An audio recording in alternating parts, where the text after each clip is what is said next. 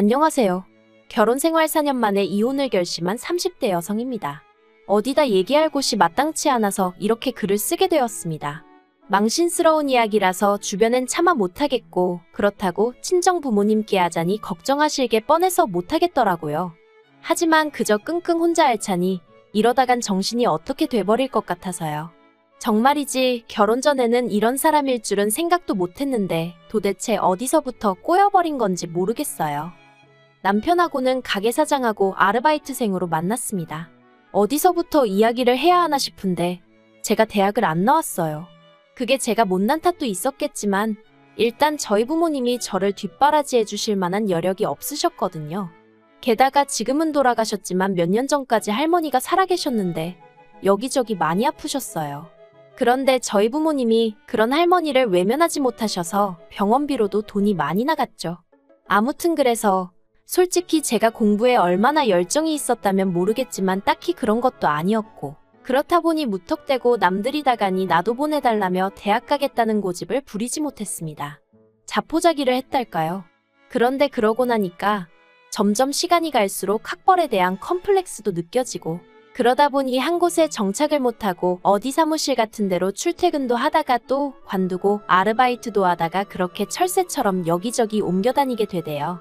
그러다 한 번은 주점에서 아르바이트를 하게 되었는데 남편이 거기 사장이었던 거고요. 남편은 저보다 10살이 많았는데 그래서 그런가 대화를 나눠보면 생각이 깊은 것도 같았고, 또 저에게 이래라 저래라 지금 생각해보면 쓸데없는 잔소리였는데 그게 그때는 얼마나 피가 되고 살이 되는 조언처럼 들리던지 말이에요. 아무튼 그래서 그런 남편에게 저는 조금씩 호감을 갖게 되었고, 남편은 그런 제 마음을 눈치챘던 건진 모르겠지만 남편도 남편대로 저한테 무척 잘해주었답니다. 그래서 남편이 저에게 제대로 사귀자 한 적은 없었지만 조금씩 사이가 가까워져 이내 연인처럼 되었고 2년 만에 결혼까지 하게 되었죠. 신혼집은 방 2개에 반지하였는데 저는 솔직히 그것만으로도 고마웠어요. 그래도 남편 말로는 그 집이 1억이 넘는 집이라고 했는데 저는 들고 간 돈이 2천밖에 안 되었거든요. 남편이 요새는 다 반반 결혼하는데 그래도 자기나 되니까 이 정도 해오는 거라대요. 지금 생각해보면 그것도 어이가 없죠. 10살이나 많으니 솔직히 당연한 거 아니었나 싶기도 하거든요. 그런데 그때는 그냥 제가 여러 가지로 사는 게 힘들었던 모양이에요. 그래서 남편이 좀 유세를 부리고 생색을 내도 그러려니 했고, 그저 하루빨리 제 가정을 꾸려 심적으로 여유 있는 삶을 찾고 싶었죠. 그래서 제 나름대로 어떻게든 좋은 점만 보고 좋은 쪽으로만 생각하려고 했던 것 같기도 해요. 그런데 결혼한 지 1년 만에 아이를 갖고 아이가 태어날 때쯤 되니까 더는 여기서 못 살겠다 싶대요. 저나 남편이야 어른이니까 그럭저럭 적응하고 살았다 치지만 애가 앞으로 여길 기어다니며 지낼 거라 생각하니 눈앞이 깜깜했거든요. 그래서 남편에게 이사를 가자고 했어요. 그랬더니 남편이 저더러 어디 돈 맡겨놓은 거라도 있냐면서 쓸데없는 소리 하지 말라나요. 맞아요. 저희 남편은 이사 가고 싶은 생각이 아예 없었어요. 가게를 넓히면 넓혔지. 집에서 자기가 있으면 몇 시간이나 있는다고 이사를 가야 되냐? 왜 자기가 쓸데없이 돈을 써야 하냐? 애가 태어나고 나면 저랑 애는 하루 종일 집에만 있어야 하는데 그건 남편한테 알 바가 아닌가 보더라고요. 그래서 돈이 문제냐 그러면 내가 이 집 보증금 내에서 알아보겠다 하고 만삭의 몸으로 집을 알아보러 다니기 시작했습니다. 그래도 저희 남편 정말 눈 하나 깜짝 안 하대요. 그런데 사람이 정말 죽으라는 법은 없는지 그렇게 발품 팔기를 2주 예산하고 정말 꼭 맞아떨어지는 집 하나를 찾았어요. 비록 동남향이긴 했지만 그래도 살고 있던 반지하에 비하면 해도 잘 들고 집주인이 계획에 없던 이사를 하게 되면서 전세로 내놓은 집이라 그런가 집도 싹 고쳐져서 너무 깨끗하고 좋더라고요. 그래서 그 집으로 이사를 가자고 정말 남편에게 사정사정을 했습니다. 솔직히 거의 빌다시피 한 것 같아요. 당신은 아무것도 신경 쓰지 않아도 된다. 처음부터 끝까지 내가 다 하겠다 그렇게요. 그런데 계약 당일 부동산에서 남편이 어찌나 저를 망신을 줬는지 몰라요. 솔직히 지금도 제가 그때 뭘 얼마나 잘못했고 무슨 실수를 했던 건지 모르겠지만 남편이 집주인이랑 중개인이 있는데도 만삭인 저에게 얼마나 윽박지르던지 제가 그냥 무조건 미안하다고 남편에게 사과하고 남편을 달래고 그랬어요. 그런데 그 꼴이 얼마나 보기 그랬으면 오죽하면 집주인이 남편더러 아내가 무슨 죄라도 지었냐고 너무한 거 아니냐고 대놓고 한 소리 할 정도였다니까요. 그래도 오로지 태어날 아이를 좀 더 좋은 환경에서 키워보겠다는 욕심 하나로 제 자존심을 접었습니다. 하지만 이게 다가 아니었습니다. 결혼할 때만 하더라도 경제권을 저에게 넘겨주겠다던 남편은 식을 올리고 살림을 합치기가 무섭게 어쨌든 가게 장사도 해야 하고 이런저런 이유로 경제권은 못 넘겨줄 것 같다 하대요. 그런데 거기서 그치지 않고 남편이 덧붙이기를 어차피 저는 일이라고 해봤자 살림이나 하고 애나 보고 어쩌다 가게 나와서 일이나 돕는 게 전부 아니냐면서 그런데 무슨 돈이 필요하겠냐고. 그러니까 앞으로 한 달 생활비로 50만 원에 그래도 생각해준다는 식으로 제 용돈으로 20만 원을 주겠다더군요. 그런데 아무리 이게 몇 년 전 이야기라고 해도 50만 원은 세 식구 살림을 꾸려나가는데 충분한 액수가 아니었어요. 그래서 남편에게 50만 원은 부족할 것 같다고 조심스레 이야기를 꺼냈었는데 남편이 저더러 해보지도 않고 벌써부터 돈 쓸 궁리나 하냐면서 저를 무슨 사치스러운 사람 마냥 취급을 하더라니까요. 그래서 울며 겨자 먹기로 어쩔 수 없이 50만 원으로 살림을 시작했는데 아니나 다를까 턱없이 부족했어요. 그러니 제 용돈이랍시고 준 20만 원도 대부분 결국 생활비로 써야만 했죠. 그리고 이런 생활이 계속되던 와중에 정말 우연히 고등학교 때 친구랑 마주쳤습니다. 아주 친한 건 아니었어도 서로 불편한 감정 없이 지내던 친구였는데 마트에서 절 보곤 한눈에 알아봤다며 반가운 체를 하더라고요. 그런데 전 그때 정말 초라한 상황이었거든요. 소세지 한 봉지를 사면서도 남편한테 물어보고 사야 했을 만큼요. 그래서 친구랑 마주친 그 상황이 그렇게 달갑지만은 않대요. 하지만 친구는 그런 제 마음을 아는지 모르는지 저더러 커피 한잔 하자더니 묻지도 않았는데 그간 자기가 지내온 이야기를 하더라고요. 그런데 그게 왜 그렇게 듣기 싫으면서도 부럽던지요. 아무튼 그렇게 서로 연락처를 교환하고 집에 오는데 왜인지 닭똥 같은 눈물이 줄줄 나더라니까요. 그리고 며칠 뒤 저는 남편에게 이혼하자고 했어요.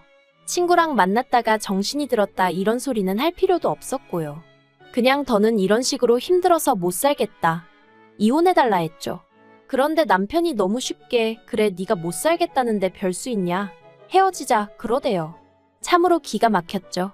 최소한 왜냐고 이유는 물어봐줘야 하는 거 아닌가 싶기도 하고. 그런데 그게 다가 아니었습니다. 남편이 하는 말이 이혼을 하건 집을 나가건 그런 건 상관없는데 딸은 못 준대요. 딸은 자기가 키울 거라면서 저더러 네가 집이 있냐 직장이 있냐 가진 건 쥐뿔도 없는 주제에 애를 욕심을 내냐 네가 진짜 엄마 맞냐 막말을 퍼붓더라고요. 그런데 정말 속상했던 건 뭐 하나 제대로 반박할 수 없는 제 현실이었습니다. 저는 집도 없고 직장도 없고 남편 말대로 가진 건 쥐뿔도 없었으니까요. 그래서 결국 이혼 이야기는 유야무야 없던 게 되어버렸고 이후로 남편은 전보다 더 함부로 저를 대하기 시작했습니다. 그나마 몇 푼 주던 용돈인지 뭔지도 자기가 그걸 왜 줘야 하냐며 끊어버리더니 이후론 정말 제가 티셔츠 한 장, 머리끈 하나 사는 꼴을 못 보더라고요.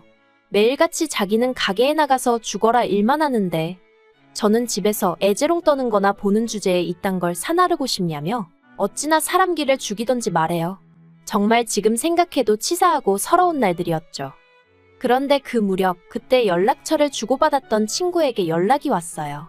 그리곤 친구가 헤어질 때 제 텅 빈 눈빛이 잊혀지지가 않더라며 혹시 자기가 뭐라도 도와줄 수 있으면 도와주고 싶다는데 너무 오랜만에 그런 이야기를 들어서 그런가 또다시 눈물이 왈칵 쏟아지대요. 그래서 제가 일자리가 필요하다고 했어요. 그랬더니 친구가 마침 잘 되었다며 저더러 자기 식당에 나와서 일 좀 도와줄 수 있겠냐는 거예요. 그래서 더는 묻지도 따지지도 않고 그러겠다 했죠. 그리고 바로 3일 뒤 출근을 시작했는데 알고 보니 친구가 운영하는 식당은 언론에도 몇 번이나 소개되었을 만큼 소문난 맛집이었습니다. 그리고 친구는 저에게 그냥 설거지나 재료 손질만 시키는 게 아니라 가게 운영 전반에 걸친 모든 걸 알려주려고 하더라고요. 그땐 그 이유를 몰랐지만 어쨌든 저는 모든 게 즐거웠어요.